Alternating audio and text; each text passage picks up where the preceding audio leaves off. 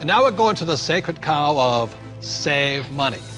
And in 1971, President Nixon took the dollar off the gold standard, basically took the world off the gold standard, and money was no longer money. So people are no longer saving money.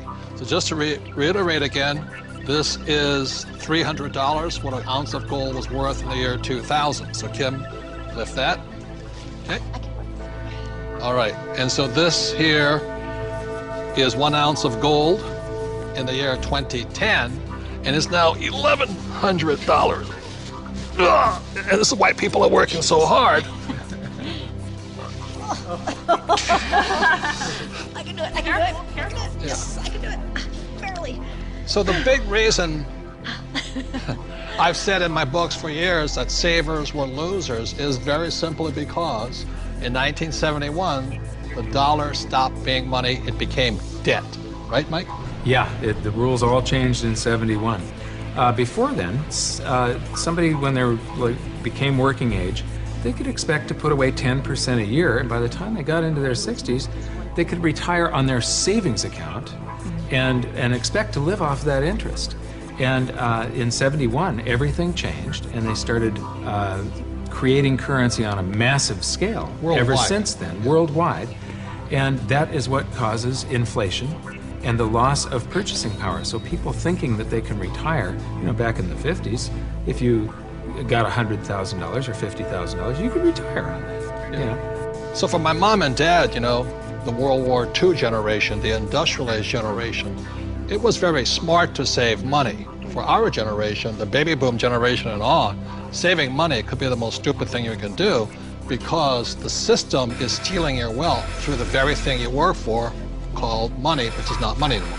Right. Real money is actually gold and silver. Money has to maintain its value over long periods of time. Currency doesn't have to. And this is historically, has always been, for thousands of years, this has been money. 5,000 years this has been the predominant currency. It became money when somebody minted it into coins in Lydia in about 680 BC. And each unit had the same buying power as the next one. They became interchangeable. So let me ask you this. This printing of money out of just paper, this has been tried before, hasn't it? Many, many, many times, and there's always one result. You get far, far higher prices of everything, but especially real money. When they start creating a whole lot of currency, eventually gold and silver lie in wait. And then when the public senses this inflation of retail prices that is caused by inflation of the quantity of currency in circulation, they rush back toward gold and silver, and they have for 5,000 years. So name some governments that have attempted to print money. The Weimar Republic. I don't know Germany. What I just did with that $100 trillion bill. He's got a Zimbabwe. The Zimbabwe, yeah. Look at this one. This is the most recent, a $100 trillion note. You know, this is the largest note ever printed, 100 trillion. And this was printed in 2000. Yeah, but when Zimbabwe was created as a country, when it went from Rhodesia to Zimbabwe, they were, the Zimbabwean dollar was on parity with the US dollar. One US dollar was the same as a Zimbabwe dollar.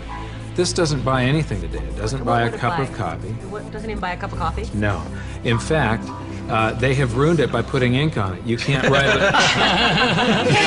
you can't write a list, so it would have been more valuable at this point if it was blank. Right. See, the Greeks did the same thing when they started clipping coins. They just take the silver off of it. The Romans tried it, the English tried it, the Germans tried it, the Chinese tried it, and now the US is trying it. Yep. And so that's why saving money is probably the biggest mistake you could make right now, because today money is no longer money. It's now debt. I can vouch for that because my leg is now numb. So all currencies throughout the world are in trouble, the same way this Zimbabwe dollar is in trouble. And that's the problem with saving money. After 1971, it was no longer money. More than 70% of all the currency on the planet is US dollars. If the US dollar goes, the world goes with it. I'm preparing by getting fully diversified. I buy both gold and silver.